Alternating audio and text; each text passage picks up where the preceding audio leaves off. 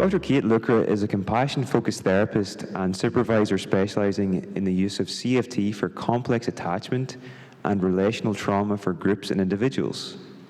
She's published the only data on compassion-focused group psychotherapy for people who would attract a diagnosis of personality disorder, and has recently completed a 7-year research program evaluating a 12-month compassion-focused group psychotherapy program. Dr. Lucre is also a workshop facilitator for the Compassionate Mind Foundation and is involved in a number of UK-wide research projects developing compassion-focused staff support initiatives. You can follow her on Twitter at Kate_Lucre. So Kate, a warm welcome and best luck with your talk. Thank you very much. Don't follow me on Twitter because I don't use it. Someone set me up a Twitter account and then people say follow me on Twitter. Don't use it, sorry. I'm a bit of a social media phobe. So yes, thank you, Niall. So I would like to talk to you. My train was really late this morning, and so I missed Janet's talk, which I was really disappointed about. But catching the threads of the end, I'm hoping that what I'm going to be talking to you about kind of fits together with that. But I would like to share with you, well, I've got quite a lot actually, and I always tend to bring too much. So I'd like to share with you the nuts and bolts of a compassion-focused group psychotherapy program that we've developed in the Mental Health Trust in Birmingham, for people specifically who would attract a diagnosis of personality disorder. I'm going to come on to this in a minute. I have a real issue with the use of the term personality disorder, which is why I'm very careful with the language. People who might attract that diagnosis, but just being really clear that I absolutely don't subscribe to it. I often find myself in conflict with some of the folk that I work with because they're like, it's my diagnosis, you're going to take that as well? I'm like, no. But anyway, I would like to share this program, the nuts and bolts of the program with you. I'm going to show you some videos that have been taken from people that have been through the program. And then I'm going to talk to you a little bit about the way that we work with what I would call multiple selves with parts. And then I'd like to end with a short demonstration. Even as I describe all of this, I'm thinking, I'm hoping I can shoehorn it all into the time. So while I'm kind of going through my slides, I'd just like those of you in the room to have a think about whether or not you might like to volunteer. And what you'd be volunteering for is to engage in a short demonstration with me where I will kind of demonstrate how we work with parts. Now, be absolutely crystal clear here, I am not going to invite someone from the audience to come and do work with their own parts. Just to be absolutely crystal, that's not what I'm suggesting. It would be more about inviting you to take the role of something that is important to you, something that you have in your life that is helpful. And I'll talk a little bit more about that when we get there, but I just wanted to kind of give you a heads up and hope that someone will volunteer. If you don't, I've got a plan B, so it's absolutely fine. So, getting started with compassion. For me, there are a lot of overlaps with mountaineering and compassion. These are two of my kind of main passions, I think, compassion-focused therapy and mountaineering. Now, if you look at this mountain here, you might think that it finishes at the line of trees that you can see in the top of the image. And for me, there's a real parallel with what often happens to the people that I see in my clinics and in the service where I work, is that they come and they imagine they're going to do this therapy and that something's going to happen. And I think this is understandable because I think this is often the way we set up services. So they'll come, they'll be with me for 15 months, and then they'll finish it, kind of compassion, done it, nailed it, sorted, and then everything will be better. And I think, like this mountain, that's just not the case. That mountain doesn't finish at the line of trees, it continues. And for me, one of the key messages around compassion-focused group psychotherapy is that the therapeutic component of somebody's journey, where they come to therapy every week and they come to group, is only the springboard. It's really only the very beginning of somebody's journey in compassion. Because for all of us, if we choose to motivate ourselves towards cultivating a compassionate motivation, it's lifelong. It doesn't finish. I work very closely. This model is based on the work of Paul Gilbert, and Paul will say he's been doing this. You know, he developed this model, and he would say, "I'm no compassion guru. We're all practicing." So for me, this message is really important in terms of when we get started with compassion. So it links back for me to this idea that everybody wants to live on top of the mountain, but all the growth and happiness occur while you're climbing it. I think it's a hard sell when it comes to group psychotherapy, and I wouldn't necessarily use those words when I was talking to people about my group, because often people's experience is that it doesn't feel like it's full of growth and happiness, particularly in the early stages. But it is a journey. And it is a journey that actually the time you spend in therapy is only a very, very small fraction of that. So just getting started, for me, that feels really important that that message is clear. And I think there's the other thing, that psychotherapy, it takes a huge amount of work and commitment and patience, and that's on every side. I think as a newly qualified therapist, and still at times I think I have a tendency towards being a little bit tiggerish. One of my group members pointed out recently that sometimes I rub my hands together, sort of like, I think we shouldn't, I don't think it goes down well, sort of a bit witchy, like, oh, let's do some trauma work. And that's not what's in my mind, but I think we have to really slow down. Well, everybody does. If you're in a group as a patient, if you're in a group as a therapist, if you're working around the edges, we've got to slow right down. Because I think otherwise what happens is we shoot through the whole process, as I said, whether you're a therapist or receiving the service, and nothing sticks. And you find yourself on the other side of the therapy thinking, what next? And we have that revolving door, don't we, where people have therapy and then they come back and then I don't think that therapy is a one-off. You just have some therapy and then you go away and get on with your life. I've had 3 periods of personal therapy so far in my life. I don't think I'm done yet. I don't think the services that we work in should be any different, but we do need to slow down.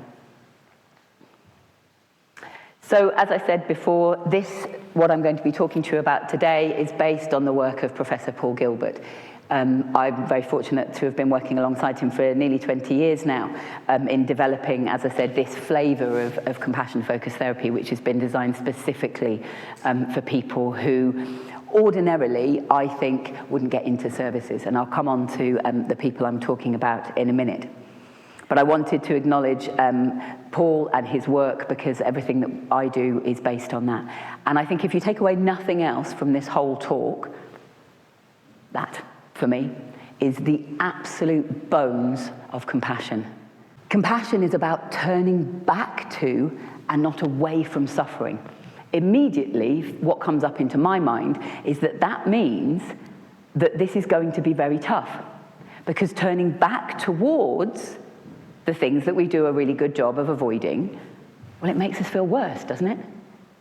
And this is something that feels really important. Am I still getting an echo? Do I need to move a bit further? I can't see my notes then. Anyway, never mind.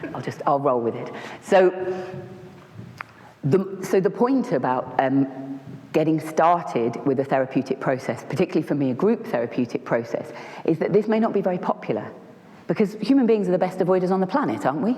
We can avoid in our heads, we can avoid in terms of what we do.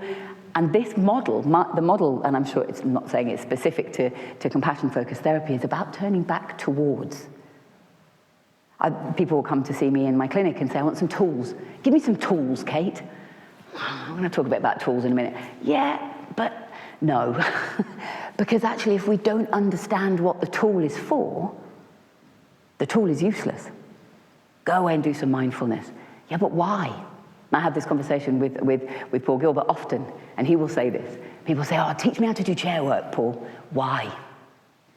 Because first we must turn back towards and understand. These are some of my compassionate others, and I'm not going to go through this in any detail, but I just feel it's really important for me to acknowledge that this isn't all my work. My influences, as I said, it's compassion-focused group psychotherapy, but my influences are psychodrama, group analysis, cognitive behavioral therapy. I love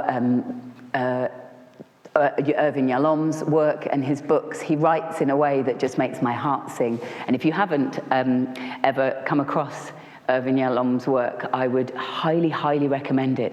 He just writes in a sort of a really open and helpful way about the stuff that he gets wrong. And I certainly find that really helps me with my own kind of inner criticism about the things that I get wrong. But just to say very briefly, I'm a psychotherapist. Because I've done a PhD and I'm now doctor, everyone assumes I'm a psychologist, but I'm not, so I can't take that credit. I started off as a social worker, working in secure care, moved into therapeutic communities, trained in CBT, and then I was 3/4 of the way through my CBT training, and Paul Gilbert came to do a talk on CFT, and I was like, damn it, I'm on the wrong course. I want to do that. So I pursued him and have been working alongside him ever since, but I've also done quite a lot of training in psychodrama, as I said, in group analysis. So the model it's got flavors of those different components, but fundamentally it is based in the evolutionary psychology model of compassion-focused therapy. So, as I think I said before, I have, from probably about the age of 18, worked in services that would be categorized as personality disorder services. And it troubles me, and it troubled me back then, because we are really still stuck at times, and it was really lovely to hear what Janet was saying at the end of her talk, because I think still as services we're really stuck in a medical way of thinking about classifying behaviours, and then, you know, the number of people I see in my clinics who have been to see somebody, and because they have been so desperate that they've taken risks with their own life in various different ways, then it's like, well, you've got a borderline personality disorder. So we're diagnosing on the basis of behavioural manifestations rather than really understanding what's happening with people. And I know we talk a lot now about trauma-informed care and trauma-informed care services, but my worry is that trauma becomes another way of describing disorder. Because if we don't really understand what it is that we're talking about, it's just, and I think like Janet was saying before lunch, it's just another label. Whether it's trauma or disorder, we have to really understand what it is that we're talking about. And I think in many cases, I was involved many years ago in the No Longer a Diagnosis of Exclusion work, and it was really exciting. And we are many, many years on from that. And my worry is that we've still got a lot of work to do around helping people to make sense of their difficulties, rather than the idea that if a diagnosis has a really clear and helpful treatment pathway attached to it, then great, right? But if it doesn't, then what are we doing it for? If someone gets given a diagnosis as they're ushered out of a service, then it's not helpful. So I don't think it's particularly controversial to say that adverse early childhood experiences are synonymous with this diagnosis. I don't think that's controversial. I think if you looked it up on, we went to ResearchGate, or you did a Google Scholar search, you would find literally hundreds of thousands of papers. Maybe not hundreds of thousands, that might be a bit of an exaggeration, but anyway, many, many, many papers very clearly drawing the link between early childhood traumatic experiences and latter diagnosis of personality disorder. In particular, we overdiagnose borderline personality disorder, particularly in women. And we overdiagnose antisocial and paranoid personality disorder in men. There is no evidence to suggest that bias is based in anything real. So people with this diagnosis have disproportionately high service usage. They're bouncing in and out of services because they're not getting what they need. And we're too busy trying to go, oh no, you're not for me because you've got that, not for me because you've got that. And that actually, tragically, the long-term prognosis for many folk remains very poor. And I suppose I'm standing here telling you about this, not because I'm wanting to kind of bash services, but that's my motivation. My compassionate motivation is to work with this group of people. This group of people that ordinarily would not get through the doors of psychotherapy services because they are too angry, sad, frightened, difficult, resistant, whatever word, manipulative, all the words, all those awful words that get used to describe people. But I think that often it is these people that need our services most, because as I'm going to come on to talk about, that fragmentation that occurs in the context of early traumatic and adverse experiences, if we don't help people to heal, to integrate, to work with, then the problem doesn't go away. I know there's some evidence to suggest that, prognosis over time, people grow out of it. It doesn't. Actually, I suspect that people develop survival strategies that means that they don't have a life, but maybe they're less troublesome to us in services. So if we agree, now this was Lewis and Appleby back in 1988, probably before some of you lot were born, right? Personality disorder appears to be an enduring pejorative judgment rather than a clinical diagnosis, and it's proposed that the concept be abandoned. Yeehaw, that was 1988. So, and yet here we are still.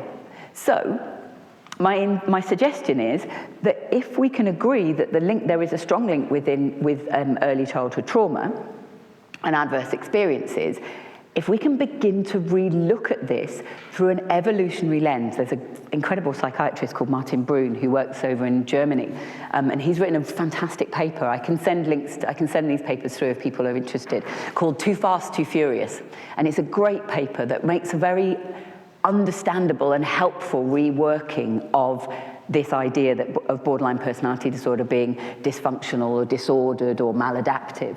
And I guess the point about Martin Brun's work is that, and I think many others, is that if we look at some of the behavioural manifestations that occur in the context of the diagnosis of personality disorder, and if we look at them as survival strategies, if we re-look at them through an evolutionary lens, these are survival strategies. Martin Brun's work, he looked at two groups of women, one with a diagnosis of BPD and one without. And the group of women that had a diagnosis of BPD reached the age of sexual maturity 5 times earlier than their counterparts who didn't have that diagnosis. Now that's a life strategy. Too fast, too furious. You're going to die probably younger. Actually, you've got to get in there quick from an evolutionary perspective. And then, of course, what happens is many of these young women have babies very young, and they're not equipped or supported to be able to look after them. And so that cycle of re-traumatization continues. So if we can begin to relook at this as an understandable survival strategy, and this is the language that I use in my groups, and I think and what people have shared with me over the years is it's profoundly helpful to have when you say, I've cut again, or I've done this again, or I've done that again, expecting a pejorative response. Does it make sense to you, given your life experience, that actually coming to this place where people care about you would be deeply threatening? And so actually, without realizing it, you would react to that. Paul Gilbert talks about resistance as wisdom. Understanding, really helping people to normalize. The difficulty with the survival strategies is they're not suited to a less threatening environment. So I prefer to use the idea of the edge of therapeutic opportunity. Now that I'm using that term to describe the limitations of service provision and not the problems of the people that are coming to services. Because there is a myriad of different therapeutic models. I'm not saying that one is better than another. I'm not saying that CFT is better than DBT or IFS or any other model. But for some people, it hits the nail on the head. For others, it will be DBT. For others, it will be IFS. But understanding that there are a group of people that are quite likely to find themselves right at the outer edges of what is possible. And so our job in services is to work hard to provide interventions that actually meet the needs of those people. So we have to stretch what we offer. For example, within DBT, as I understand it, there is a lot of between-session support. Because for a particular group of people at a particular stage in their therapeutic journey, that's what's needed. I do some in-between session support, but I try to get everybody back into the group. And everything that happens outside the session comes back in. So does that make sense what I'm saying? So it's all trying to develop something that meets the needs and understands that this group of people have ruptured or absent early attachment relationship patterns. And often intrusive and abusive and neglectful primary caregivers. And I think this is the bit for me that's really key. And so consequently, there are deep-seated difficulties in interpersonal relating. And I'm not meaning to be kind of facetious or kind of disrespectful when I say this, but for a lot of the people, they just don't know how to play with others. They don't know how to play full stop. Because as Steve Porges tells us, you have to feel safeness in order to be able to play. So there's very little flexibility and playfulness and capacity to connect with others. So that leaves people incredibly isolated, repeating the same patterns. And coming back to Martin Brun's, complex adaptations to early adversity. And I think certainly a lot of the people that I see in my clinics have either had everything, The research, if I've got time, I'll share a little bit of the data from our 7-year study. And we found that most of the 40 people that went through our group program had at least 3 or 4 episodes of short-term CBT. Now, I don't think this is controversial to say that I think it's relatively understood that CBT, short 12 sessions or less of CBT for this group of people is not going to be helpful. And in fact, it's even in the NICE guidelines in the UK here, is that actually we shouldn't be offering. And yet these people are routinely given 12 sessions of CBT and then expected to go away and do something with it. When actually I suspect that these kind of interventions are iatrogenic, it make people worse. And we had a control group of people who we gave just 12 weeks of compassion-focused therapy to, and they got loads better, and then they went back to where they started. So 2 years after the study started, the control group, who just had 12 weeks rather than 12 months, got loads better, and then actually went back to where they were, and some people had got worse. So it's really understanding that our service models need to be shifted. Now, I'm not going to be able to go into this in too much detail, but within CFT, we find it helpful to cluster and organize our emotional regulation systems into 3 systems. I know there's 4 there, but that's your threat-based drive. It's part of the threat system. But that idea about that we can, and that these are shaped by our experiences. So I hate being late for things. So when I got to the train station this morning and the flashed up on the board saying, you know, the 8:26 train to London is delayed, imagine which system was triggered in me. I wasn't soothing, I can tell you that. So what gets into me is my threat system. And I'm watching around me and I'm seeing everybody else's threat systems activated. So this is, as I said, a helpful way for us to understand that most of us, we're threat orientated. We also have a drive system which is associated with reward, with attainment, with getting. It's what got our ancestors out of their caves in the middle of the night, in the middle of winter, to go hunting. And then the last but not least is a soothing system. Now we understand that the soothing system is grown and developed and not made. You're born with the infrastructure to soothe, to be soothed, and to soothe yourself. But actually it has to be developed. So I think for the folk I see in my clinics, their 3 systems look like this. They're stuck in that driving, threat-based drive. Their soothing system is offline, and the capacity to feel a sense of achievement connected to their experiences is very limited. And if that wasn't tricky enough, we can understand that this is how the attachment system of our folk gets set up. So this is based on Edward Tronick's work. He describes, I think really helpful, what he calls the good, which is that securely attached systems that we would hope for ourselves and for everybody else. The bad is that when it goes wrong, but the interesting thing about Tronick's work is he describes that then there's a repair. So there's a rupture and then there's a repair. But the ugly, and interestingly when you look at that, it doesn't look so bad, does it, perhaps? But actually what we're seeing more and more is that impact of neglect. And where children are left to regulate themselves, maybe with their own screens. But this is what Edward Tronick talks about in terms of the ugly. And this is linked to his still face experiments, if people have seen them, taking a baby, maybe 9-10 months old, have a couple of minutes of interaction with primary caregiver. Primary caregiver turns away, turns back with a still face. People familiar with it? Yeah. Within 2 minutes, this baby's become completely inconsolable and begun to dissociate because still faces are not neutral.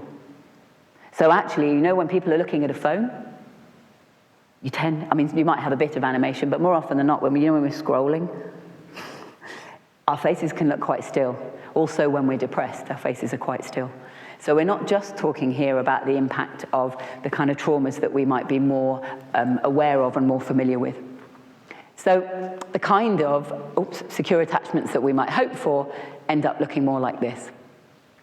And this is one thing I wanted to say before I move into talking about the model, is that a lot of people think when they think about compassion, they think compassion is about kindness. It is a small part of it, but is absolutely not enough. And I know that might sound quite controversial. And I'm just thinking, it makes me think of something that one of my group members said to me once. I'd gently but firmly challenged him for coming late. And he said, I thought this was supposed to be compassion-focused therapy, but you're a real bitch. And of course, it made me smile. I didn't necessarily smile in that moment because I don't think that would have gone down too well. But the point was, he was misunderstanding that he thought that compassion was just about me being nice and kind to him and letting him do whatever he liked, which is why, and he said, that's why I signed up for this in the first place. So I said, so you signed up for this therapy because you thought it was like a do what you like and get away with it therapy? And he was like, yeah, pretty much. But the point, the thing that sits underneath this, perhaps slightly aside from this particular chap, is that kindness isn't enough because these are some of the experiences, and certainly the folk I see in my groups, they've usually had all of these experiences: pressure, social exclusion, bullying, poverty, social deprivation, physical abuse, witnessing interparental violence, living in the middle of a war zone, keeping secrets. Now, not necessarily just related to sexual trauma, but children that have been made to keep secrets is absolutely poisonous for our attachment systems, isn't it? So on all of those things together, or even strands of them, results in an internal working model that's absolutely shame-prone. I'm bad, it's my fault. And then we come. And we are moved, aren't we, by the suffering of the people that we see. I'm moved. I'm regularly moved to tears by the things that people tell me. I don't necessarily have to manage that in terms of I don't want to be sitting sobbing in my groups, but I am moved. And often my motivation then is to offer something kind and empathic in response.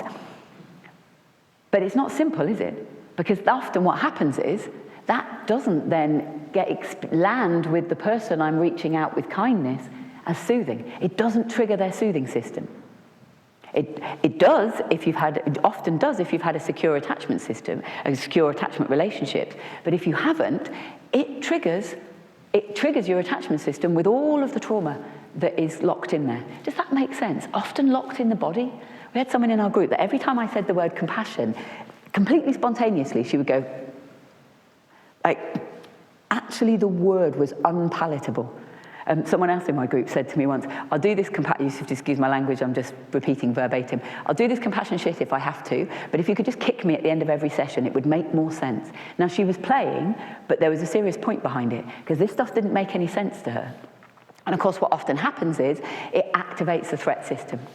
And as a result, those defensive responses, the fight response, the flight, the freeze, the shutdown, the dissociated response, which takes people right back to where they started. So this work is tricky. It's not enough to just bring kindness and compassion. It has to be within a framework. So what we're doing, people seen this film, Inside Out? Yeah, it's great. We love it in CFT because of and I'm sure in other parts work it's equally helpful because we're normalizing the fact that we have multiple selves. So within Compassion-Focused Group Psychotherapy, we're moving away from coping skills. As I said, my group members will come and they want coping skills. I don't think it works until we've understood what it is that we're coping with. So we're moving towards building a reparative attachment relationship between and within the group members. And that's not straightforward. And I'm not suggesting that we just sit around and talk. It has to be structured. And we start by developing a capacity for compassionate affiliative relating with the self, from others, and to others. So we've got 3 flows of compassion that we're developing, and the group process works really well to do that. And we do this through the explicit cultivation of compassion. And if you like, those are the kind of the more structured elements of the program. And then your compassion has to go to work, to explore, to understand, to repair, and this often means exploring different parts of us. Okay, I'm going to flick through this because I talk too much. And just coming back to the point I made at the beginning about Paul's work, is that we have a really clear definition of compassion that is linked to Buddhist thinking and practice, but it is in no way a Buddhist therapy. This is science. This is the science of compassion. Everything that we do is based on our understanding of neurobiology. And as I said, over the years that we've changed some of our practices as we've enhanced our understanding of the neurobiology of how we stimulate a compassionate motivation.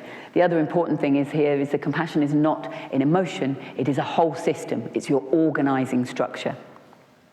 And what we're trying to cultivate is a sensitivity to suffering, the point I made at the beginning, turning back towards and not away from, and then getting busy, then a motivation to do something about it. And that breaks down into 2 separate capacities that we find that the group cultivates really helpfully. So you first turn back to, you help people to stay with the difficulty, understand it, make sense of it. I use in some of my work lots of mapping, different kinds of mapping that is linked to the fantastic work of Richard Schwartz that you're going to be listening to this afternoon. Understand who is in your inner family. Understand how the different parts of your inner family interact with each other before you begin to focus on what needs to be done. And as I said, we're developing the flow from self to others, from self to self, and from others to self. And you can see that a group process helps this. And this is just some quotes from the qualitative study. So compassion was an alien concept, scared the crap out of me. But feeling compassion for everybody, understanding that it was compassion for everybody, and that they were feeling compassion towards me without any other motives, it was very, very strange. You were with a group, you were asking for help, and they were asking for help, and they were helping each other. And how asking for help in the beginning was hard. But that idea that compassion for others becomes a vehicle for developing your capacity for compassion to yourself. Terrifying. Oh. Yeah, absolutely Hang terrifying. I think most people have got an idea of group therapy is not for them anyway. Sharing personal stuff in a group, it's a bit of a no. And if you are talking about compassion and you're naturally an empath, I think you kind of think, I'm struggling myself so much, I don't want to take anybody else's stuff on anyway, so if I'm going to be in a group, I'm naturally going to be their sponge, and I can't afford to be that way, so... But it didn't turn out like that, did it? No, yes, you are set up in that environment that you think you're going to end up being a sponge, but the way it was set up for us, certainly, was that we were all very similar, and then we're all... We all went in there thinking, no, this is no good for us, we're going to be sponges. And then when you set up in that scenario, because you're so hyper-focused on everybody else in the group rather than yourself, you end up looking at, I felt like I ended up looking at direct mirrors of myself. And then that's how it works, because you can build compassion for the people around you because you're natural to that, but then you're mirroring each other. So then you end up having to develop the compassion for yourself too, because you're all doing it together. Yeah. It was very much a sense of camaraderie, I can't say it, for us all together, joined in.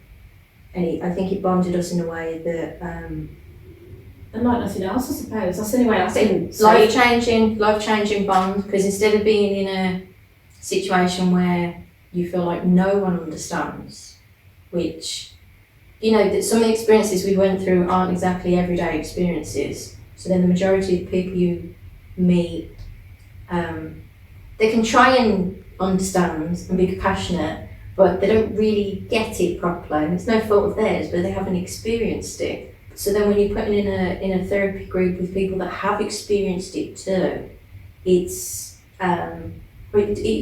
life-changing, because you go from feeling like you're on your own, taking the whole world on, to actually here's another group of people that are in the same, and you go from, I went from feeling like I was all on my own and it was very much me, to actually we're all like a bunch of warriors, like we've all been through it and we've come out the other side, and I think the thing is with the group, I think you think that you're just going to shrink back and you're not going to share. But I think that even the days when you found it difficult, personally for me, someone else spoke your truth. Yeah. Somebody spoke as if it was you that was going through it. So I think that's where you got the sense of belonging, because you thought, I'm not saying, I don't feel I can find the words today, but someone else's your words come out of somebody else's mouth. Yeah. And that's when you think, oh my God, we are all in the same boat. Yes, different person, different circumstances, but God, yeah, I get that. God, yeah, I feel that. And that's when you couldn't hide behind anything, even if you didn't speak or you didn't wish to share. That's what I think I found. And I think in a group, you'd either feel that you wouldn't share or you'd feel lost. Because there's always naturally going to be talkers in that and the quiet ones. So, yeah. It just wasn't set up that way that you could do, could you? Really? No, because of the structure of it, at the same time being very relaxed and, feeling like people could talk at certain points, had enough structure that no one could do that. No one could overpower the situation. Because again, it only worked when we all put in something. Do you mean it's like, it's hard to explain. A full group. It's like the group was like the catalyst kind of thing, but what actually made the substance of the work and what helped was us being the participants in it. Definitely. Like if we hadn't have done what we've done, put the effort that we've been in, it wouldn't have worked in the way that it did, I don't think. Yeah. Great. I didn't say before I started that video that those Angela and Michelle, they graduated from the program, it's about 4 years ago now, and they made that video because I said, so come on, tell me. They made that video 3 years post-therapy, and I think they just explain it really well in terms of that group process. And I'm going to come on and tell you a little bit more about the structure that they were describing. So this is a 5-phase model. And it's 5 phases over, the original group was over 12 months. We've now extended it so it's 15 months.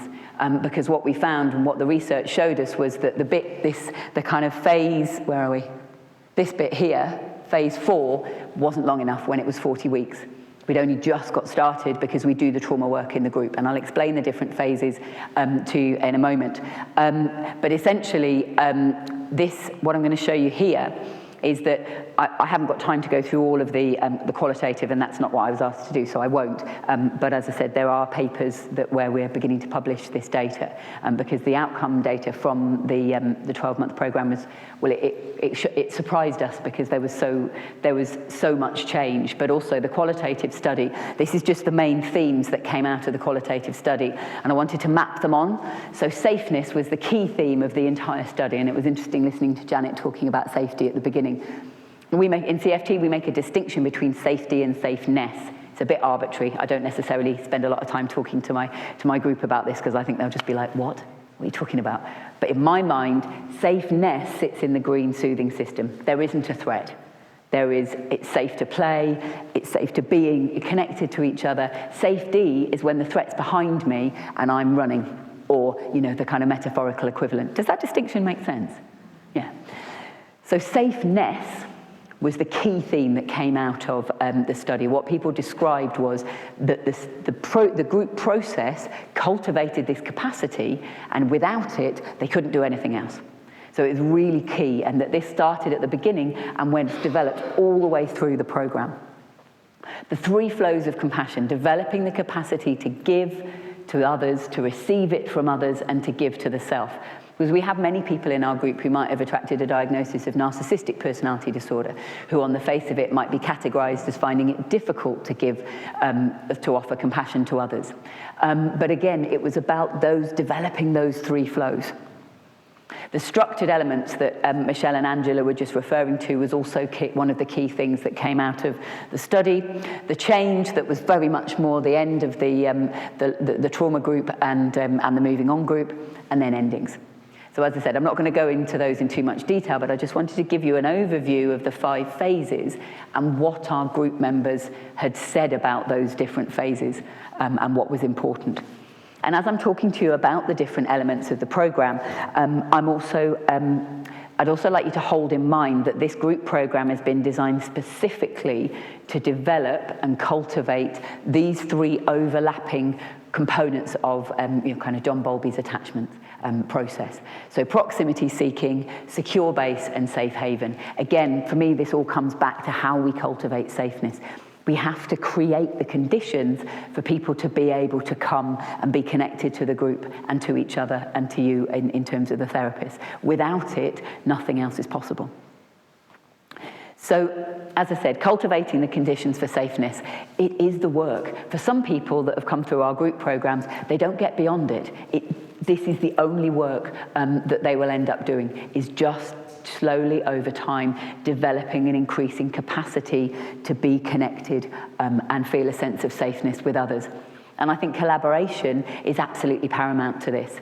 Things like we would develop a safe space agreement with the group. We don't give them group rules. And we're all the time collaborating with, at the moment there's a battle going on in our group because they want to have tea in, and I'm like, no, this is exploratory psychotherapy, that my role as a therapist is, and I'm holding my, if you like, kind of authority, because that's also important, is to collaborate, but also to maintain your authority. And I'm saying, no, you can't have tea.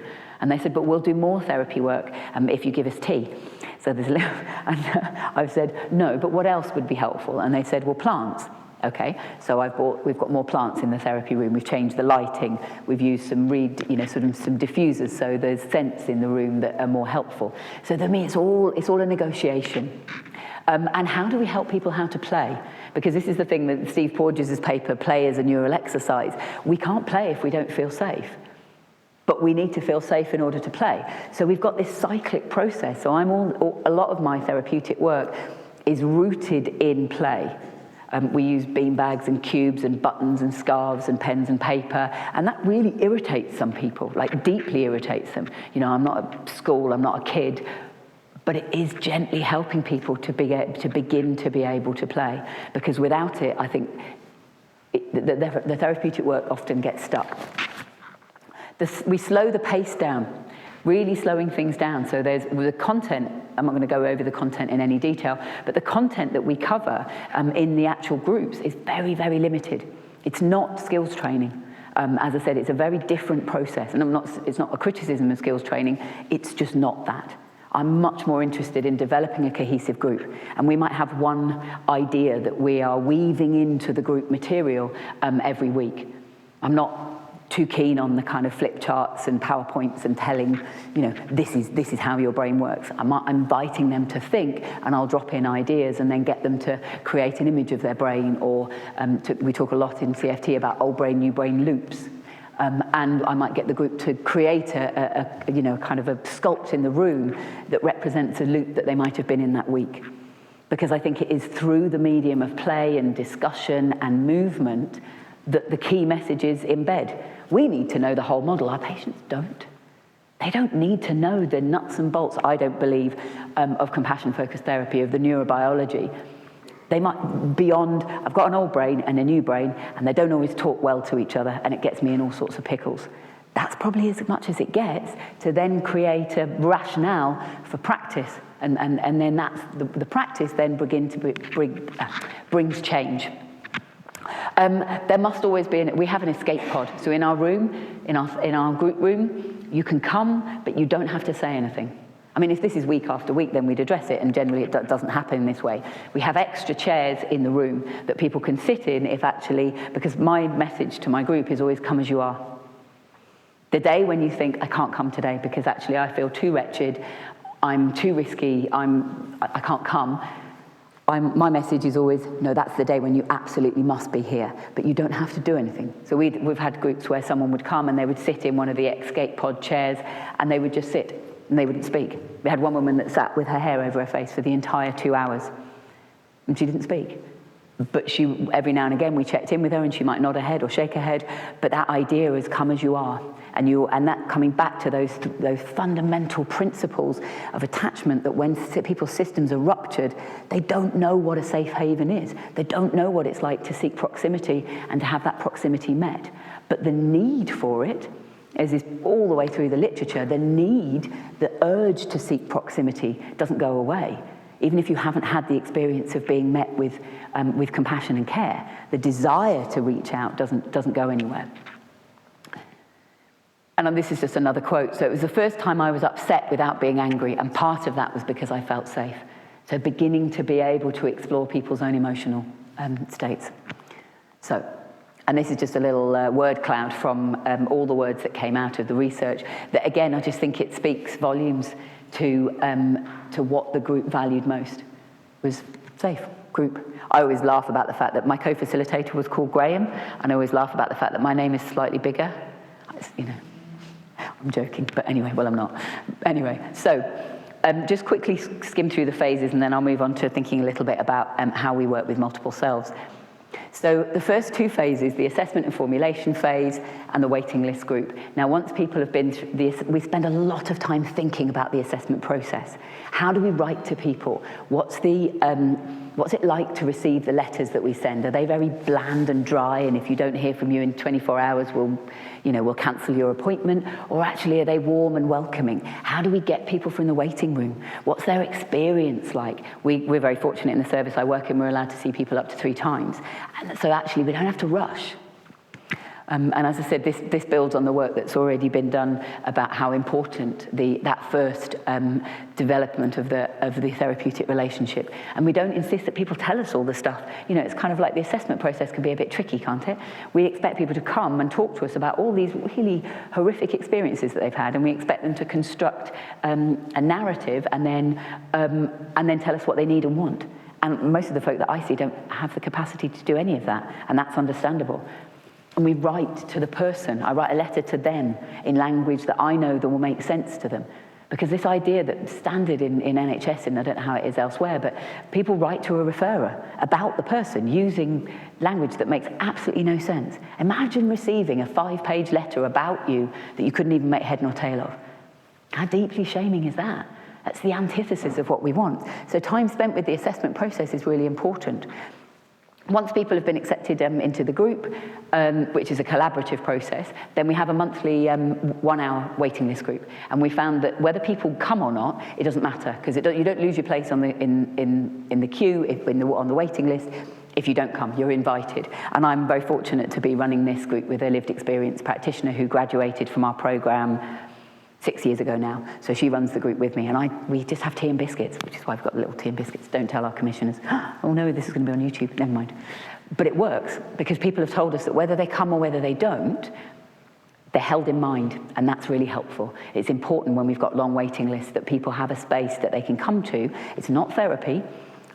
Sarah, my co-facilitator, tends to take a lot more of a lead. She answers questions, we get practical, we think about, you know, have you got childcare to cover the group? Can you get there? Do you need us to help you in some way? Do we need it, you know, so what's the group going to be like? How many people? When am I going to start? So all of this practical stuff, but it's wrapped up in a group process. And some people have come to the waiting list group and realised that actually they're not ready for group therapy at all. So it's a helpful process on lots of different levels. And then we have the phase 3 is the preparation and engagement group. So the preparation and engagement group sits alongside phase 4, which is the trauma group. But we've separated them. So it's a whole rolling program, but we separated them. So people come and do 12 weeks of prep, and it's slightly different, slightly smaller. And then when they finish prep week 12, they start the afternoon group, the next group, week 13. Does that make sense? But we separated out the preparation because we want to be able to introduce people to the model, to working together, to being in a group, before we get into the more exploratory psychotherapy work. And we slow the pace. It's 12 sessions. As I said, it's a rolling program. It's the psychoeducation and the compassionate mind training. So the practices, the way the brain works, our 3 circles. There's flexibility within a structured model. The groups run for 2 hours without a break, because when we put a break in, we found that quite literally people didn't actually left. I'll be like, where's John? Oh, he's gone home. We were already taking a break. Some groups need a break. We found that we've cut the group into different segments so that we don't actually need to take a break. People can leave the room if they need to, but generally we get them to stay. The psychoeducation is woven around the group process and not delivered. So we start every group with a practice. We then invite a check-in. Everybody says a little bit. We go around the circle, turn-taking. How's your week been? What's going on? What was your practice like? And then we use that material to introduce the ideas. You know when you're saying you're on the bus and this happened? And then we might introduce some of the ideas around the psychoed that is woven around the group rather than the other way around. I'm going to talk about the kit bag later.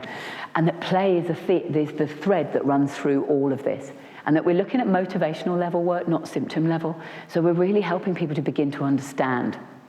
So the breathing practice to get everyone in the flow of the group session and gather yourself in, really. Then we'd do a check-in. Then you'd pass it on to someone else. And it was a way of bonding, and you got to learn people's names.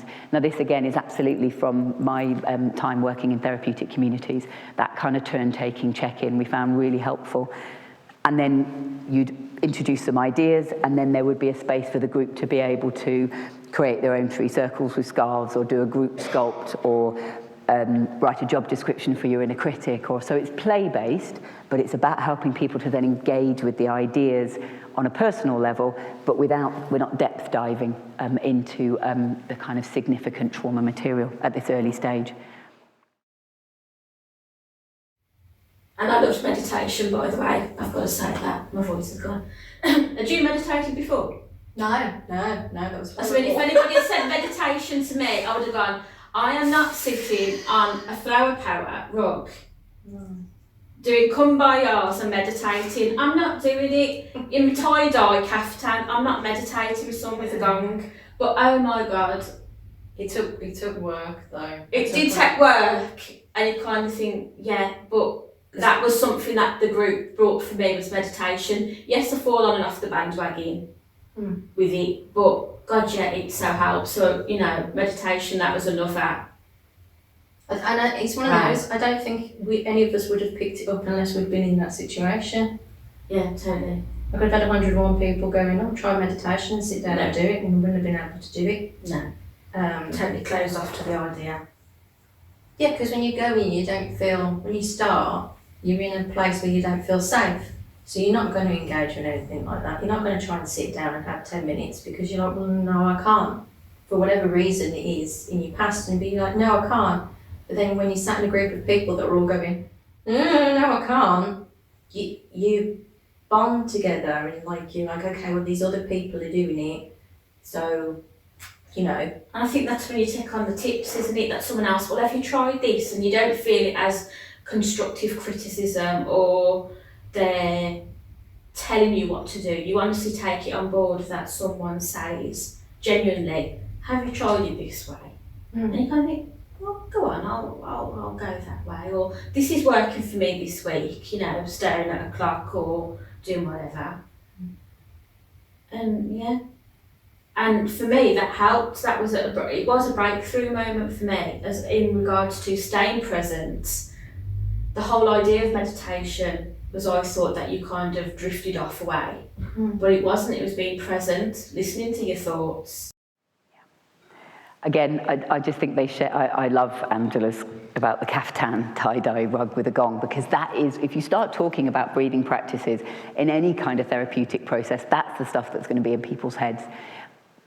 But I think that their words about their experience of that is, I find it, sometimes when I'm feeling like, oh God, it's too hard to get people to do this practice at the beginning of every session, I'll listen to them and remind myself, is that it's perseverance week after week after week. It becomes part of a ritual that is deeply helpful, because we've all got rituals and routines. But actually, if we can create that ritual and routine around the breathing practice and also speaking and sharing, that can be really helpful for people. So phase 4. Again, this idea about moving into the more exploratory work, and we're beginning to think about how we might work with multiple selves, with parts in this sense, and that you separate out the differentiation process, transforming, changing endings, changing meanings, loosening stuck and toxic connections, and then integration. Now, wouldn't it be lovely if our therapeutic process just followed those 3 stages from one to the other, and then the integration phase finishes, and then people finish therapy? It's not always as neat as that, is it? But that's the idea, that's the hope. My group members call them the folding chairs of doom. We do a lot of chair work around working with multiple selves, with different parts, conversations, giving things back, dialoguing with different parts of the self, bringing compassion, bringing compassionate perspective to the multiple selves. But we always have folding chairs, and I think the folding chairs is really important. So they're different from the other chairs, but that act of folding up the chairs is part of how you bring the work to an end. But they call them the folding chairs of doom. And this is what someone else said about it. The impact on the other people in the room, it changed things for them. It wasn't just the person at the front of in the chairs, it was everybody. And this is such an important point about doing chair work, more exploratory work in a group. People imagine that you will be sat in a room and a therapist will be doing some work with someone in the middle of the room and everybody else will be sat going to sleep. It's not so. I mean, we use auxiliaries, we invite group members to come and be involved in the work, but actually what happens is someone will watch someone doing some chair work and it will shift something for them. So the movement and the change possibilities. We had people that didn't ever sit in the chairs. And in fact, we'd never put people in the middle of the room. We create a horseshoe and the chairs are at the front. So you create a separation so that people can step in and out of it. But people who'd never actually done any kind of chair work or any work in action in the group, but actually it changed things because watching other people do it meant that it's like a domino effect. So it can be deeply helpful in terms of, and of course we can understand this in terms of how we understand trauma processing. Just hearing about things can begin to shift and move things forward. As I said, I'm going to talk about role-taking in a minute, but strengthening, embodying these affiliative connections, the compassionate mind training that people start at the beginning, they're bringing compassion to their multiple selves, they're bringing compassion to their self-critical part or their angry part or their stuck parts. And as I said, all of this is wrapped around warming up, playing games. Sometimes we just finish the group with a chatter so that you can create some space between the work, this really intensive exploratory work, and people going home. So I'm just going to say a couple more things and then we'll take a break. So I know I might have felt like a very long lead into this, but it doesn't, for me, it wouldn't have made sense to start talking about this without talking about the rest of the program. So some people talk about parts. In CFT, we generally talk about multiple selves, but the language is the same. And I'm just coming to a quote from Judith Herman. So she says that recovery can only take place within the context of relationships. It cannot occur in isolation. And I find that really deeply helpful because that, again, brings me back to why the group can be such a useful medium for the resolution of shame and for healing. Because there's something about those relationships that brings, and for example, someone might be beginning to map out the multiple parts of themselves. And that can then be a connection, a lead in for another person in the group. So, as I said, within CFT, we think about this idea about a multi-mind, that we are made up of multiples, and those multiples have been shaped and textured by our early experiences. And that actually, this is a normal way of making sense of, this is a normal process in terms of human development. And that actually our different parts, selves, motivational systems, whatever we want to describe them, emotional parts, are often in conflict with each other. Because that's, so I guess I'll give you an example. So when I'm a bit nervous, and when I'm a bit anxious, when I'm kind of start presenting, my kind of anxious self says, make them laugh. Tell a joke, make everybody laugh, because that kind of deals with it. But my compassionate self, on the other hand, says, don't do that. Just turn back towards your anxiety and carry on. Now you can see that these two parts are potentially in conflict. Does that make sense? So we are all made up of multiples. And if we all put our multiples in the chairs, they wouldn't all be besties. They pull us in different directions. And it's not about trying to always unite them. It is about acknowledging first, these parts of you may not necessarily be a kind of always in unison. And that within CFT, we deliberately and explicitly cultivate a compassionate self through various different mediums that I haven't necessarily got time to go into today, but using imagery and embodiment and rehearsal and practice to be the organizing part, if you like, the overarching structure that holds all the other parts rather than tries to suppress them or deny them.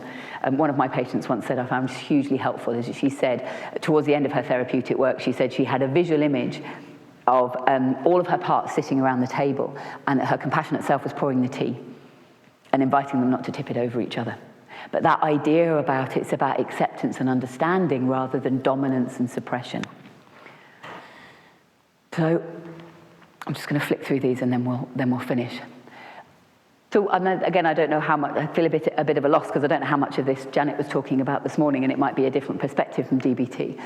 But as we understand it within CFT, is that actually what often happens is that these kind of traumatic experiences where you're not met with the kind of experience that you would expect. So you're not met by your primary caregivers with nurturing care and understanding. These experiences can't be integrated into the system, so they end up being fragmented. And this is where we begin to think about how people that might attract a diagnosis of personality disorder actually get really fragmented. And we think about diagnosis of things like dissociative identity disorder, which I'm not even going to go into because it's a minefield and I'm just not going to step on that one. But it is understanding that the multiple parts of the self can get so split off and not connected with each other. And that this, and coming back to my point at the beginning, this is a functional and adaptive response to trauma. Dissociating a part of yourself in the context of being regularly traumatized, well, actually, doesn't that make perfect sense? Because then you survive. And it's not in any way something that people do deliberately. This is a completely unconscious process.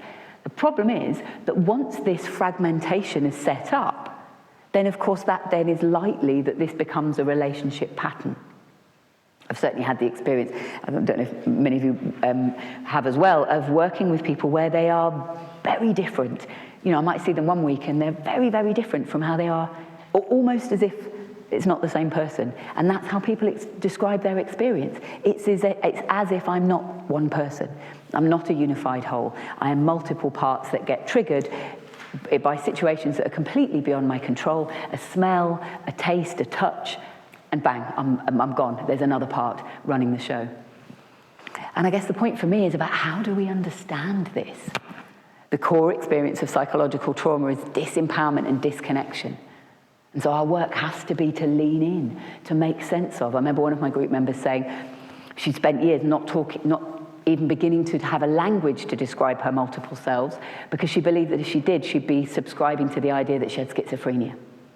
So we can understand where these barriers come. So if we can begin to use the language of, and I will use the language of parts. It's a lovely, something I took from Janina Fisher's work, who talks a lot about working with parts, is that she will just casually use the language of parts. So someone will come and say, oh, I'm depressed.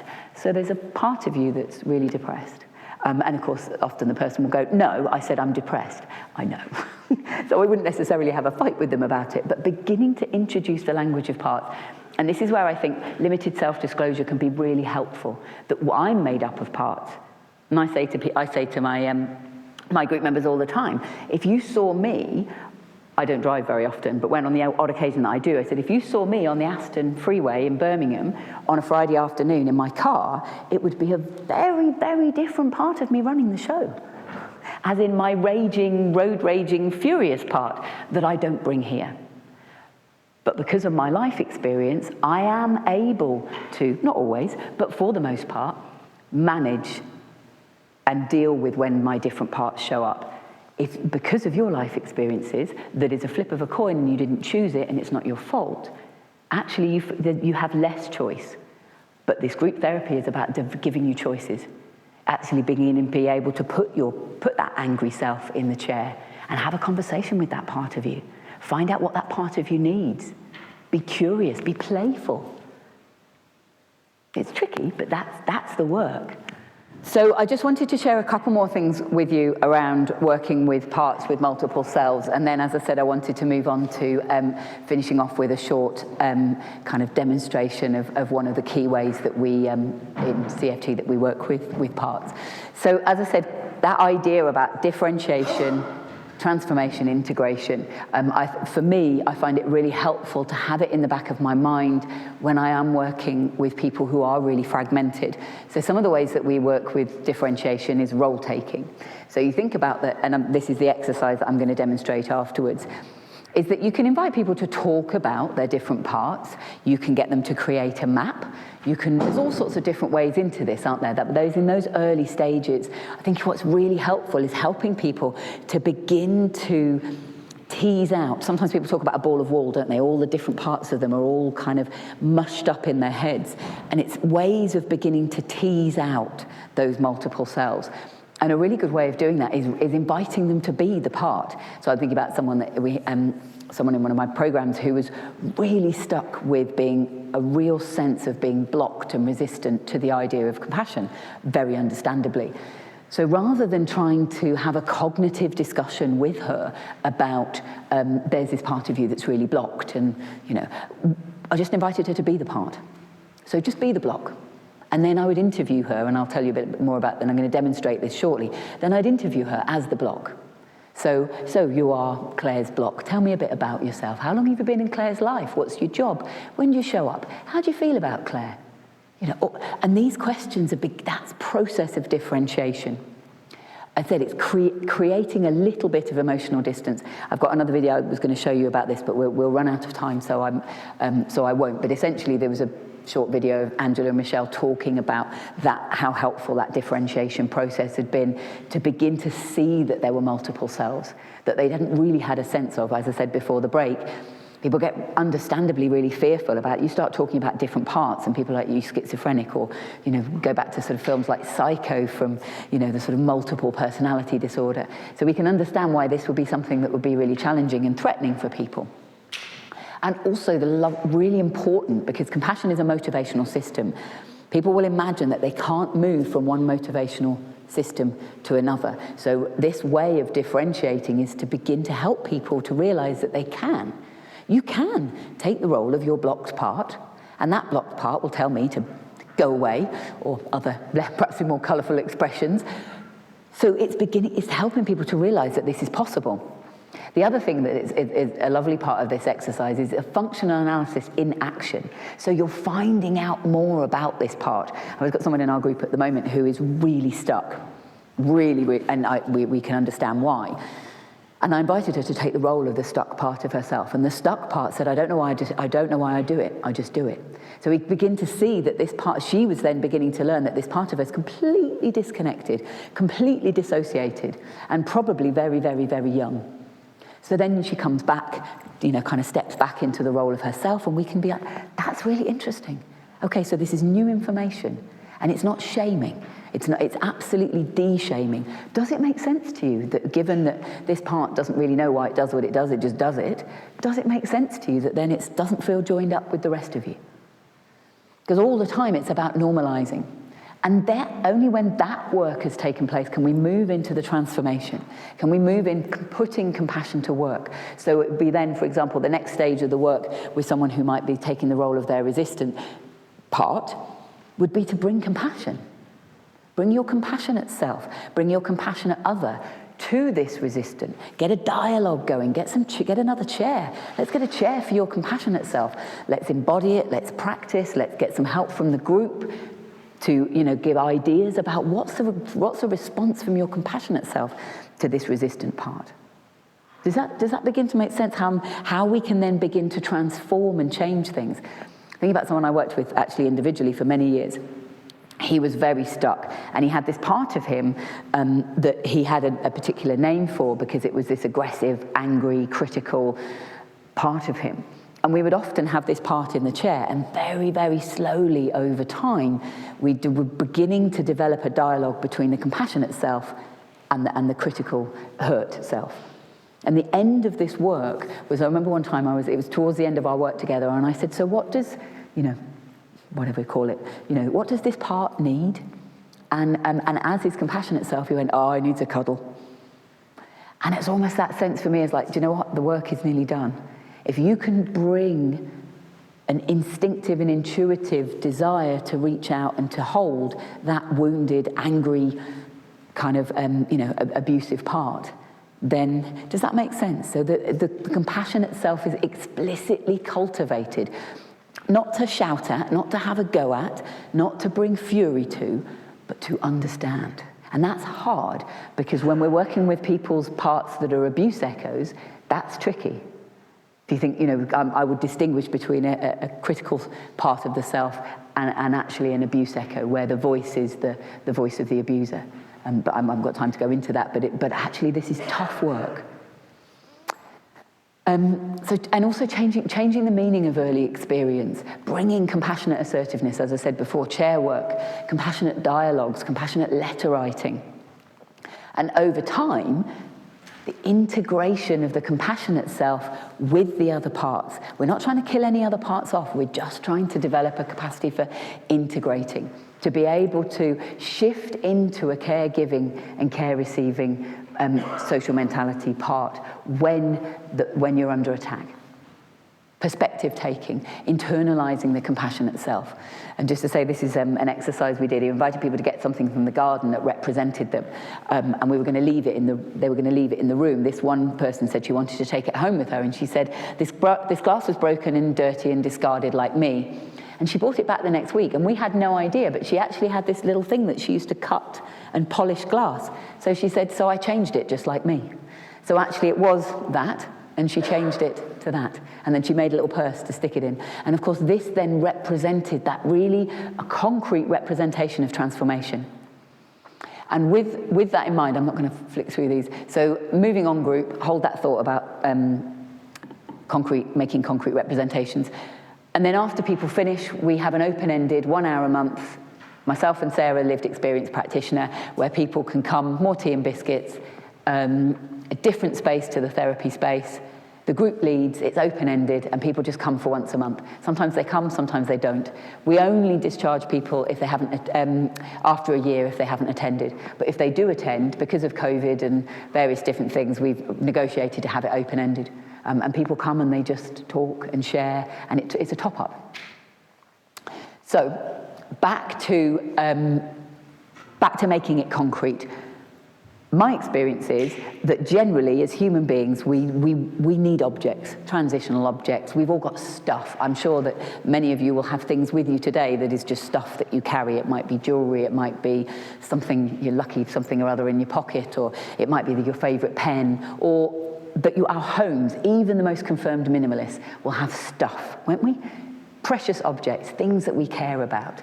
Now, I think that really being explicit about making compassion concrete and tangible and touchable, wearable, smellable is such an important part of this work. So with that in mind, I developed the idea of a compassionate kit bag back to rock climbing.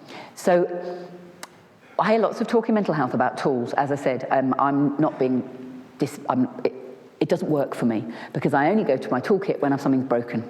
The same with a first aid kit, not being disrespectful of other people that use it, but I will only turn to a first aid kit when something's hurt. Now I know that if I wait until I'm overboard in a storm before learning to swim, it's too late. And my group members will come and say, one chap in particular, I remember he said, yeah, I was on the bus, and because everything in Birmingham happens on the bus, right? And he said, I was on the bus. And he said, and this woman sat right next to me, and she was breathing in my face, and I could feel myself getting really angry. So I was like, yeah, I'm going to try that breathing thing that you keep banging on about. Yep, shit, it didn't work. I'm like, it's not going to work if you try it for the first time when your threat system's roaring. So the idea behind the kit bag is that it's got a toolkit and a first aid kit in it, but that's what I drag up the mountain with me. And it's got everything I need to nourish me on the journey. And if we come back to the beginning, if compassion is a journey, we're going to need stuff to help us along the way. Does that idea of a kit bag make sense? So it's not just, oh, I'm stressed, I have that. It's actually, how am I going to use this? And when I say a kit bag, I mean have an actual bag or a box. I have a box that sits on my dressing table. My chest of drawers, I don't have a dressing table, I don't know where that came from, but anyway, my mother might have had a dressing table. And it's got stuff, it's got physical representations of my kit bag, what nourishes me, what invigorates me, what stimulates my drive system, what calms me down, what I love, what I feel passionate about. Because that is how I cultivate and develop my compassionate identity, is by using these things. Don't just have them sitting in a box, actually use them. You know, when you've got a really difficult meeting at work, take something from your kit bag. Thank you, I'm going to use you, put you in your pocket. Most of the time when I go and do presentations, I take this lump of greenstone and I stick it around my neck because it has huge significant meaning to me. And I sometimes, if I'm kind of nervous or a bit anxious, I might hold it. And it helps me because I know who gave it to me and what their intention was towards me. So just that act of just touching that connects me with all these different components of my capacity for compassion. And these are just some of the ideas. Imagery. You know that favourite place that you've either never always wanted to go to, or maybe you have been to?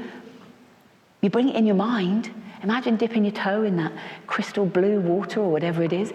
You can use it, but it's not blanky time. It's not avoidance. It's, I'm going to stick my toe in that crystal blue water and then I'm going to walk into this really difficult meeting. And it can help you build your capacity. It's not a safety behavior. It's the opposite. People. Who are your people? Who are your tribe? I sometimes carry my best mate in my pocket. I mean, actually, she wouldn't fit. But, you know, so, and I sometimes imagine what she'd say to me. usually helpful. Every now and again, kind of get your shit together. But, mostly I can have her sitting on my shoulder and imagine what she'd say to me.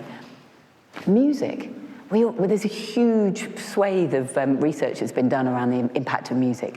Music can completely shift, can't it? I remember as a teenager, I would be like, listening to Robert Smith when my boyfriend had dumped me. And, if my mood was bad at the beginning, by the end of it, I was on the floor. But you can use music. What music do you listen to on the way to work? Do you listen to music? Can it help you? The breath. You don't have to sit on a Zen cushion, as Angela was saying. You can just breathe all the way down to your diaphragm, and that's enough. Objects, smells. Hardwire link from your old brain to your olfactory bulb. We all have smells that trigger us, don't we? But we can switch it around the other way and have smells that stimulate our drive or our soothing system. Letter writing, quotes, interesting things. Your compassionate other, I haven't got time to go into compassionate other. Humour, stuff that makes you laugh. Compliments. What do you generally do if someone gives you a compliment? Do you go, thank you very much, I really appreciate that? Or do you go, yeah, right. Yeah. But what happens if someone gives you criticism? I don't know about you guys, but I hold on to it, stick it in my pocket, take it out, bang myself on the head with it, stick it in my pocket again for later. So how do we hold on to the good stuff? Last but not least, the things that you do. Walking your dog, knitting, crochet, playing the electric guitar, imagining that you're Van Halen, or whatever it is. But how do you use this stuff? Do you use it, or is it just part of your life's tapestry? I would invite you to think, even after today, think about what's useful to you and gather it together. Have objects that represent the important people in your life and take them to work. Put that pebble in your pocket and take it to work with you.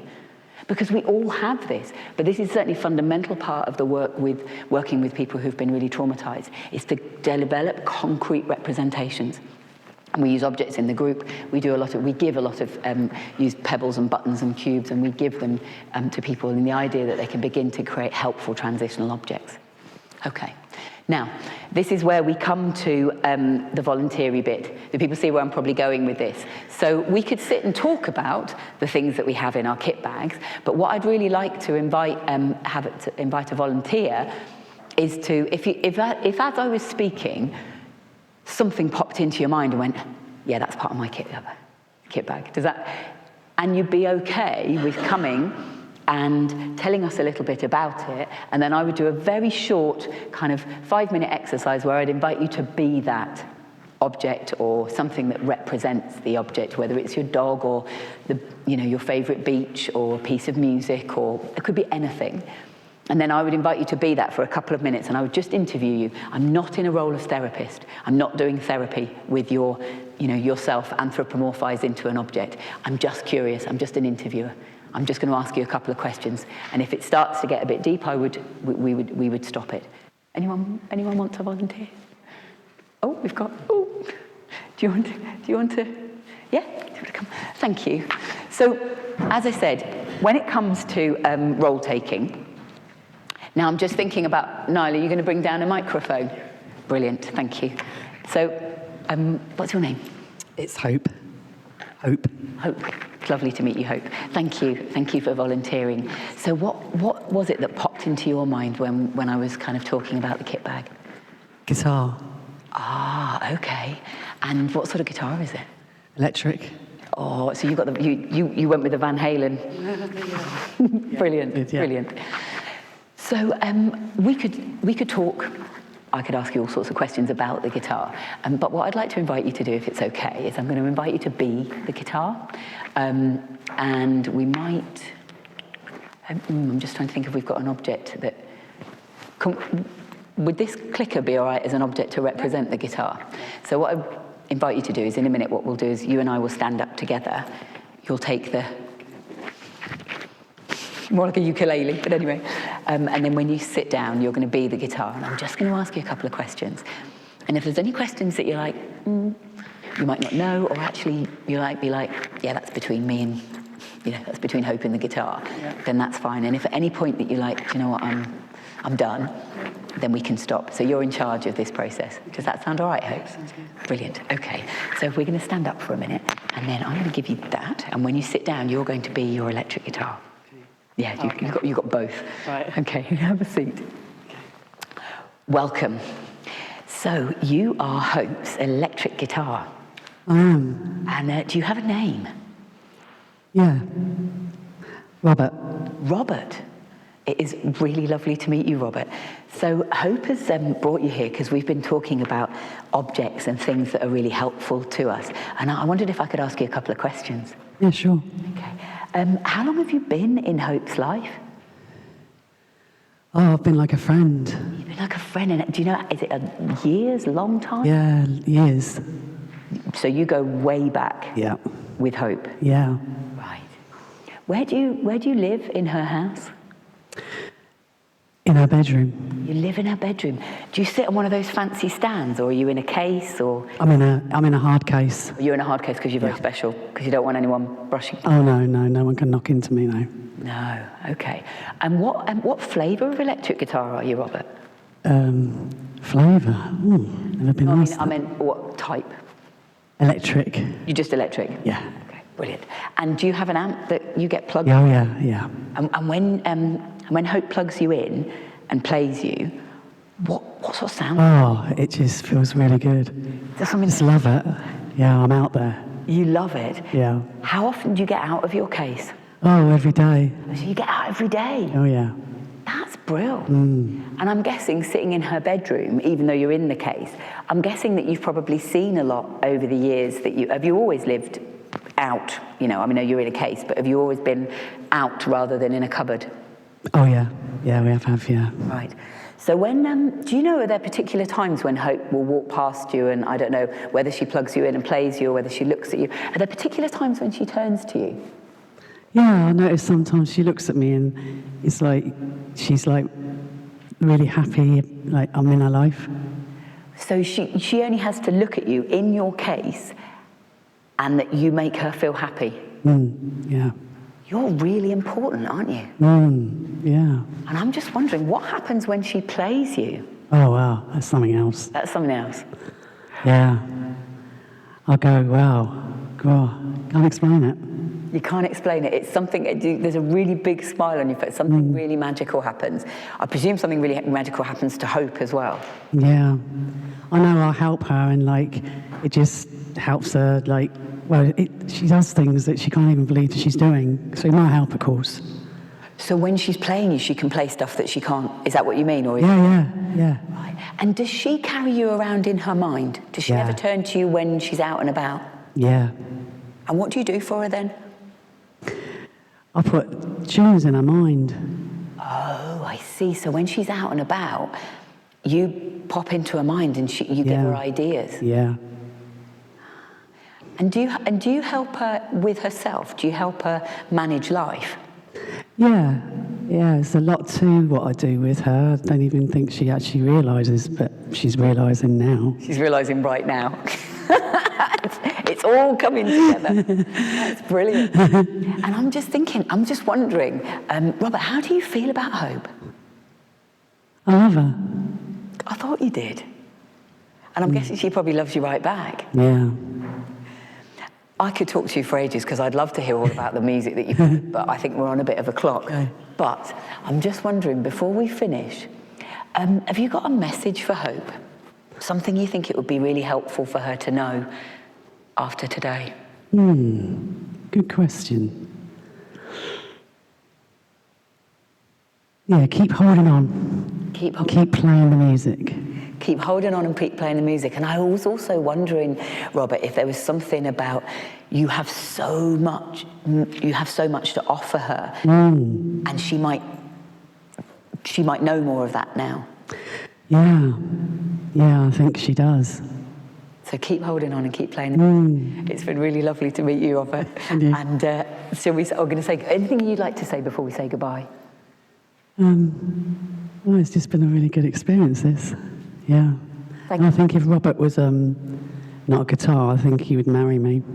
So you're still Robert. So if you were not a guitar, No, if Robert... marry Hope.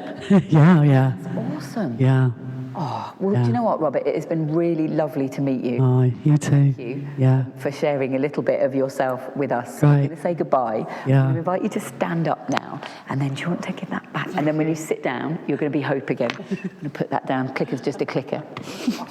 Oh, That was so thanks. fun. That's what it's designed to be. But anything you notice that it feels all right to share with? Well, it actually gave me more of a depth of myself, I suppose, Yeah. and something that I'd never really appreciated. Yeah. Yeah. And it's, on the one level, it's a small thing and it's playful and Huge. it's light. But just the look on your face, it looks like there's so much being worked through. Yeah. So you might find that things ping in over the next wee while in terms of connections that you've just made. I think I've made more of a deeper connection in another way, which I've just experienced right now. Yeah. Yeah. Thank you, Hope. Thank you. I really appreciate it. Yeah, you too. Thank you. Brilliant.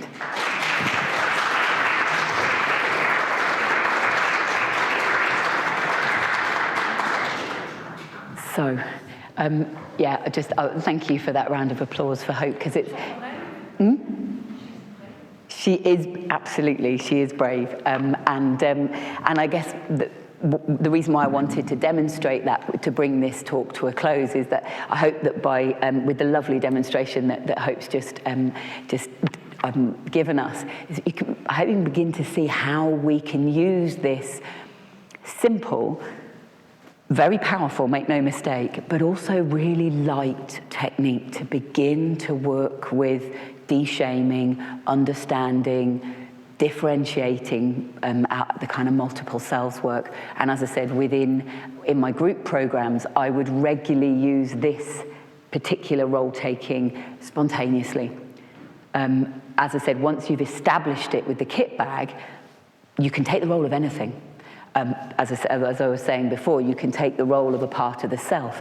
When I'm doing reworking early trauma memories, if someone's really stuck with, which is often happens, doesn't it? It was my fault. They're looking at it from that one perspective. It was my fault. I didn't stop it. I asked for it. Whatever the narrative is, it can be really helpful to role take something else. So I will invite, for example, I might invite someone to take the role, thinking about someone I was working with a while ago, I just invited them to take the role of the table in the home where we would set out a scene that they were reworking in terms of a traumatic memory, but they were stuck in that 7-year-old self. It was my fault. And so I said, okay, take the role of the table. So when she took the role of the table had a completely different perspective. Of course. And of course the table said, no, it wasn't your fault. Of course it wasn't. I was here the whole time. I saw everything. You didn't ask for any of that.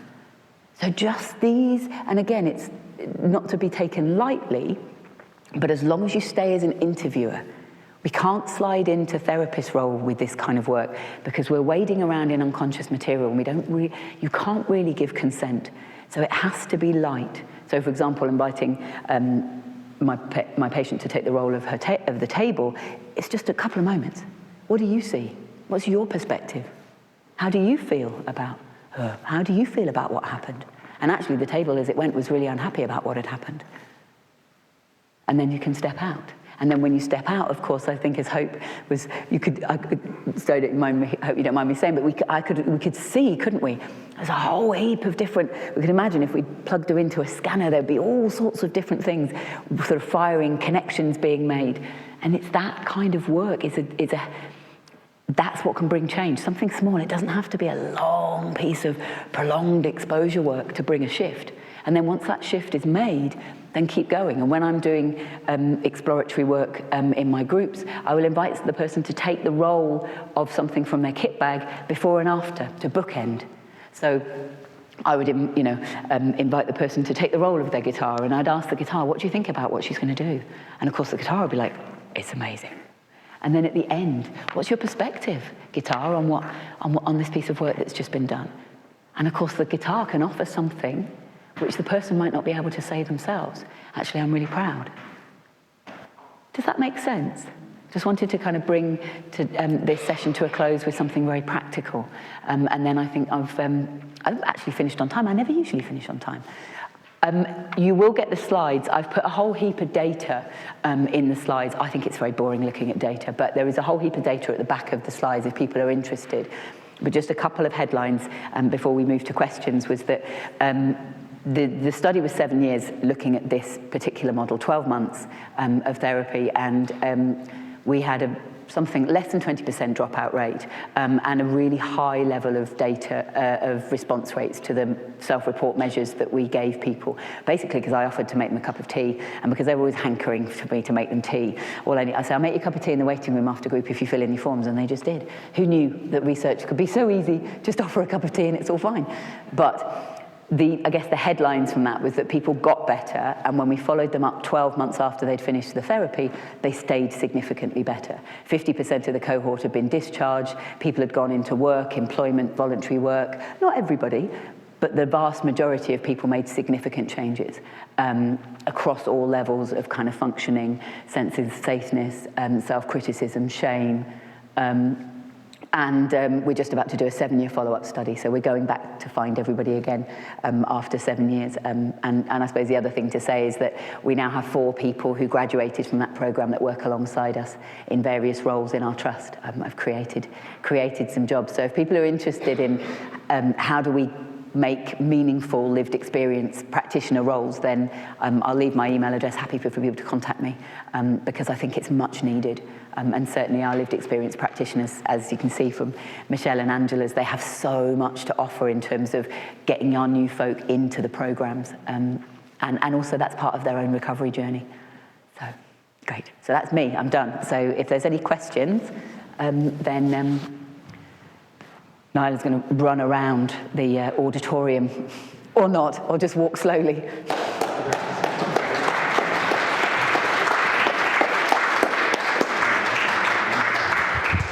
So we're going to take 2 questions from the Zoom, the live stream, and then I'll pass the mic around like we did this morning. So this one's from somebody anonymous. I love the kit bag idea. Is the role-taking idea only suitable for people who have medium to high level of mental health issues, or is it suitable for low-level anxiety and depression, etc.? That's a lovely question. Everybody do it. I do a lot of workshops with therapists, with the members of the public, and I use role-taking in every context with the kit bag.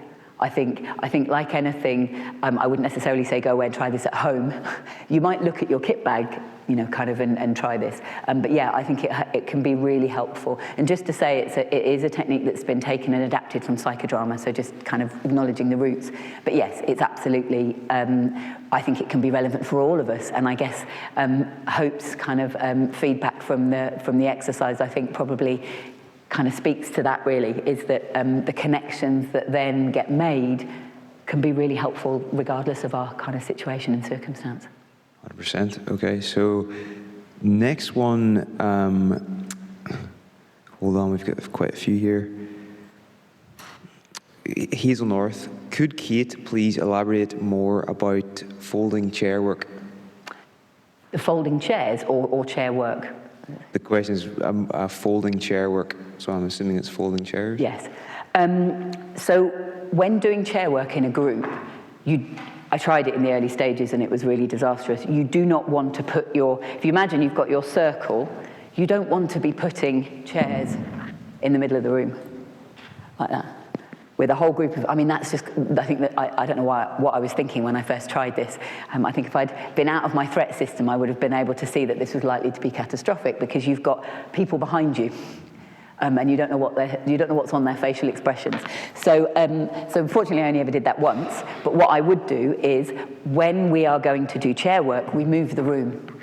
And we have wheelchair users and people with significant mobility kind of restrictions in our groups, and you could just make it work. So we move the chairs from a circle to a horseshoe. So you've got your horseshoe of chairs, and then you create a separate space at the front for your chairs. And then the work that you do with the chairs takes place here, and we will create a boundary with scarves. So doing the work in the chairs, boundary, back in the group with your peers. And you make sure that the person's chair stays, their empty chair that they've come from, stays in the circle. And they can step out back and forth at any time. Now, within psychodrama, they talk about the stage. Again, I used the word stage once with someone I was working with, and actually she had a huge flashback. So I'm careful about the language I use, but she had a flashback to being 5, a horrific trauma memory that happened at school as a 5-year-old on a stage. We actually ended up switching and doing that piece of work and changing that ending. But the language is quite important, but creating that space is very important. The other thing that's also very important is at the end of the work, the person that's been doing the chair work needs to fold the chairs, because that act of everything that you use needs to be de-rolled. That chair that represented mum, it needs to go back to being a chair, and you might move it around. The scarves that created the room that people had horrifying experiences in, they need to be turned back into scarves. So that literally packing up work is incredibly important, and then you move the chairs away and you come back into the circle, and that's then the space at the end of the group to come back and have reflections. But that process, that sort of protocol is incredibly important to ensure that there's safeness around this. Because it's, let's face it, chair work, I've done chair work myself, it's pretty courageous work, right? But then try chair work in a group, that's like next level. So all of these steps need to be followed really kind of discreetly. And if people are interested in this, within the Compassionate Mind Foundation, we run a number of different workshops if people are interested in further training. Sorry, that was a bit of as a plug. We've got more. But we do workshops and working in this way, because you need to practice it. Not bringing your own mother to put in the chair, but you need to practice it in the role of a client or a patient in order to really feel the power of it. So. You mentioned there about de-rolling objects, turning scarves back into scarves and chairs back into chairs. How do you do that?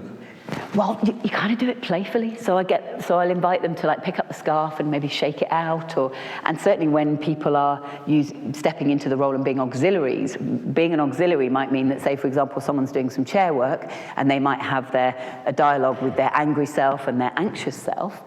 I would ask if they wanted some volunteers, and someone would come and hold the place, anxious self, angry self, and then you'd bring the person out into mirror so they can see.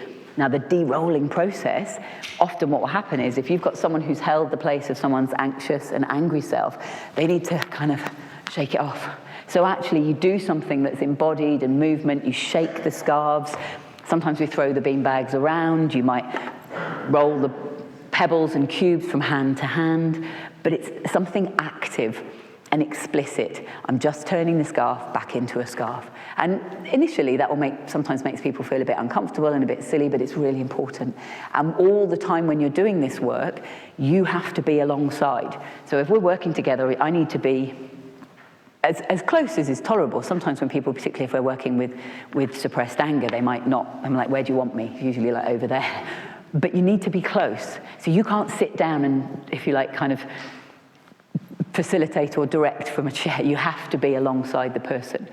But it's really important that they de-roll the objects and not you. Does that make sense? 100%. Okay, we're going to open it up. Anybody got any questions? Hiya. Thanks, it's really interesting, and it sounds like you're doing incredible work. I'm actually a drama therapist, so I'm quite familiar with the process, but I was wondering that I'm really interested in, when working in a group, the unconscious processes that happen and the roles that people take on, and often how they mirror family dynamics. And I'm wondering whether you kind of work with that at all. It's a lovely question, yes, and it's lovely to hear it, drama therapy. I'm glad that it resonates. All the time, Compassion-Focused Group Psychotherapy is fundamentally process-orientated. I'm much more interested in what's happening between and within the group, actually, than I am in making sure that everybody knows the correct definition of compassion. Because if we attend to the group dynamic process, then actually the learning will follow. And I think you're absolutely right. This is what happens. I've got a slide that I use in some of my training that comes from Yalom, and he says, any group is a microcosm for the social, for the family. And your group members will come in And they'll either kind of overcompensate and end up enacting a different role, or what often happens is that they'll take up the role that they are used to inhabiting. And those will get played out. Now we can use lots of work in action and using drama to begin to play with those. We have chairs that represent the roles that you're stuck with. We might invite other group members to put roles that they think that you're stuck with. We use cards. There's some lovely archetype cards where you can use roles, but I think very explicitly working with what's in the room. We have a lot of conflict in our groups, particularly when people move from the preparation group to the rolling trauma group. There is usually a major fallout with existing group members and newbies. And of course that is invariably transference related, it's invariably linked to unresolved early relational dynamics, and we can work, there's lots of different ways that we can work with it, but if you don't work with it, your group will collapse. So yeah. Hi, I'm Geeta. I have two questions actually. One is, over time, with your experience, have you identified any question that's been most powerful to ask, irrespective of the role that's sitting in the chair? What's the message? A question to ask as you are the facilitator, and if you're supposed, like you did just now with Hope. Yes. Is there any particular question that sort of fits any kind of part that's sitting in the chair?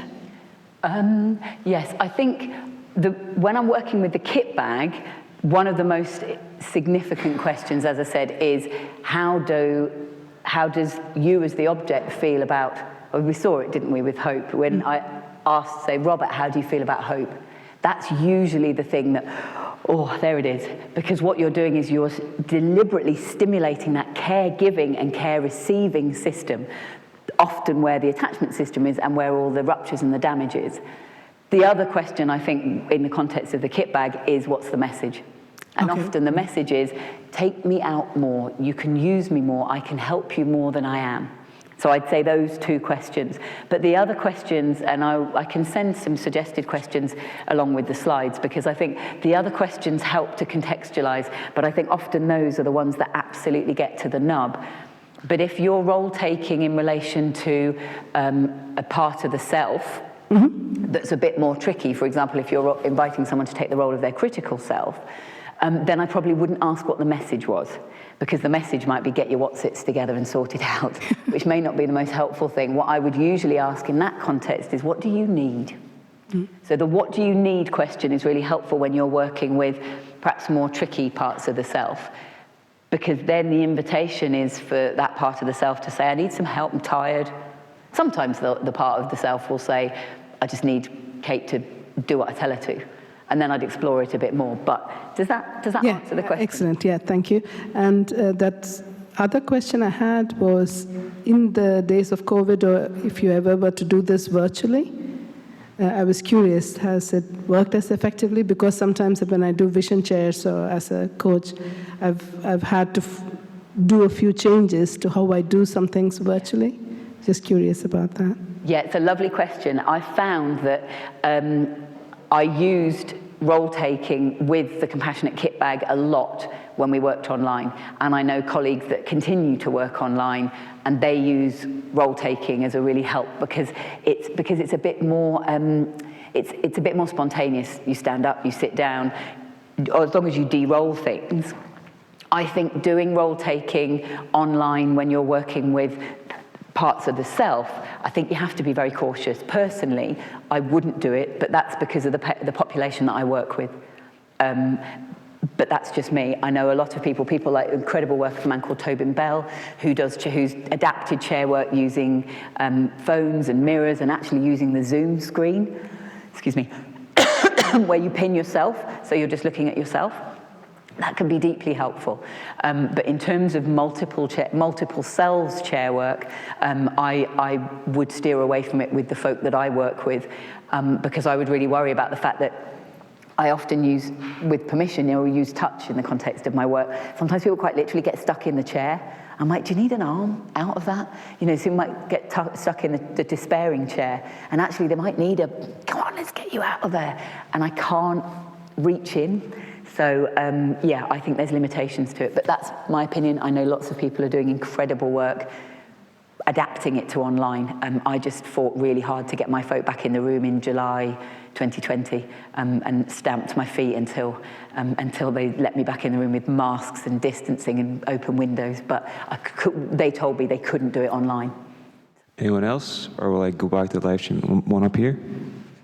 Thank you for highlighting about identity, which I think is a major issue for our age, about disability, mental illness, sexuality, and multiple personalities.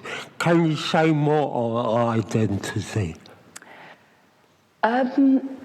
Yes, I suppose what my group members have taught me over the years is that one of the blocks to this kind of therapy is that they're terrified of what will be left. So if I if I work through my trauma, which defines me, if I'm not so angry anymore, then I don't know who I'll be. So I think what my group members have taught me over the years is that often it's their fear of the unknown. So there isn't a self underneath waiting to sort of flourish when they've done their kind of trauma work, if you like. Often what my folk tell me is that they have no idea who they are. They've been defined by their entire lives by what's being put on them. So we did an exercise recently in group where people put coats on that represented all the things, the identities that they've been given: patient, personality disorder, bad child, bad student. And we did this exercise of taking them off, and actually that was terrifying, because what certainly the group were talking about was that, but if I take all these coats off, I have no idea who I am.